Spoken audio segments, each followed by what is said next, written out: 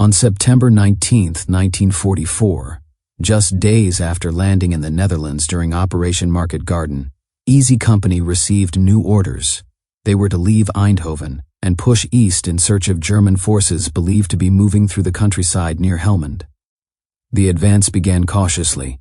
The division had temporarily lost contact with the enemy, so the movement felt less like a full-scale offensive and more like a tense combat patrol through unfamiliar territory. At the front of the column was 1st Platoon, with Staff Sergeant Bull Randleman leading the scouts. The men moved carefully through the quiet Dutch countryside, fields stretching out on both sides of the road. For a time, there was no sign of the enemy. But as they approached the outskirts of the small town of Neunen, the calm ended abruptly. German armor suddenly appeared ahead of them. There were tanks everywhere, Randleman later recalled. Realizing the danger immediately, Bull sent a runner back to inform 1st Platoon's commander, Lieutenant Peacock. The scouts had run headfirst into a concentration of German panzers positioned outside the town. To support the Americans, a British Sherman tank rolled forward down the road. According to Randleman, the tank advanced with surprising confidence, almost as if it were part of a training exercise rather than approaching an enemy armored position. The moment it came into view of the German panzers, the illusion shattered. The German tanks fired instantly. The Sherman was struck and violently knocked off the road. The damaged tank skidded into the ditch, blocking the path and separating Bull from the rest of his platoon. In an instant, Randleman found himself alone. "I was caught in a ditch," he later said. "If I moved either side, toward the road or toward the field, I was dead." Meanwhile, the rest of his squad tried to withdraw under heavy fire. The retreat quickly turned deadly. Robert Van Klinken was killed during the attempt, along with James Miller. Only Tony Garcia and Lester Hashi managed to make it back to the platoon lines, where they reported the situation to Lieutenant Peacock. From what they could see, Bull had disappeared. With German tanks dominating the area, any rescue attempt would have been suicidal. Outnumbered and outgunned, the Americans were forced to pull back. Randleman was presumed either killed in action or captured. In reality, the engagement was much smaller than the dramatic version later shown in Band of Brothers. The fighting occurred outside the town rather than within it, and involved only a small number of men facing primarily German armor. Veteran Donald Malarkey later wrote that the series greatly expanded the scale of the battle for dramatic effect. But Bull Randleman was still alive. He remained motionless in the ditch throughout the day, pinned down by the German presence nearby. Only after darkness finally fell did he dare to move. Carefully, he crawled from the ditch and made his way toward a nearby barn he had noticed earlier. Inside, he waited in silence. At some point during the night, the door suddenly creaked open. A German soldier stepped inside. Because the barn interior was much darker than the outside night, Randleman had the advantage. The soldier's eyes had not yet adjusted to the darkness. Bull quietly fixed the bayonet to the end of his rifle.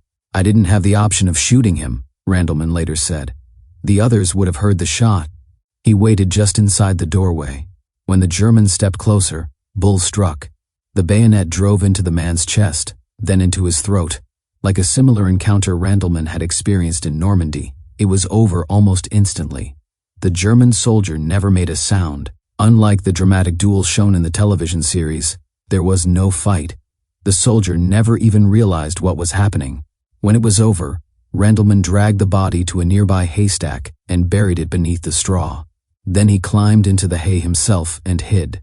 Through the long hours of the night, he could hear the distant rumble of German engines.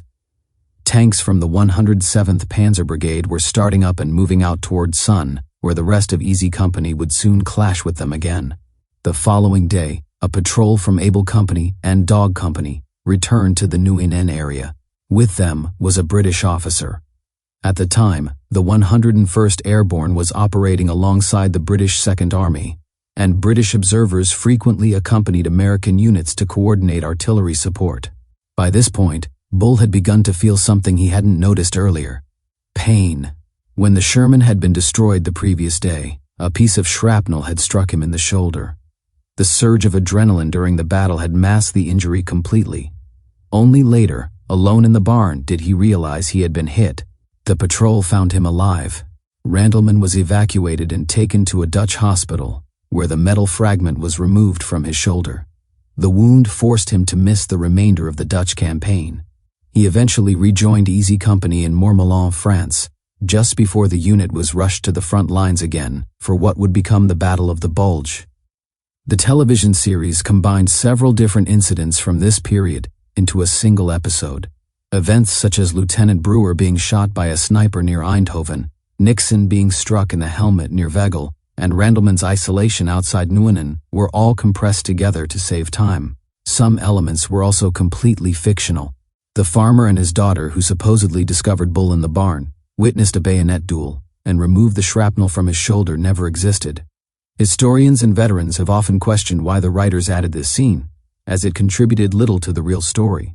In reality, there was no search party sent out to find him either. Easy Company had no clear idea where the German forces were positioned, and sending a squad wandering through hostile territory in hopes of locating one missing man would have been far too dangerous. Bull Randleman survived not because of a rescue mission, but because he endured the night alone.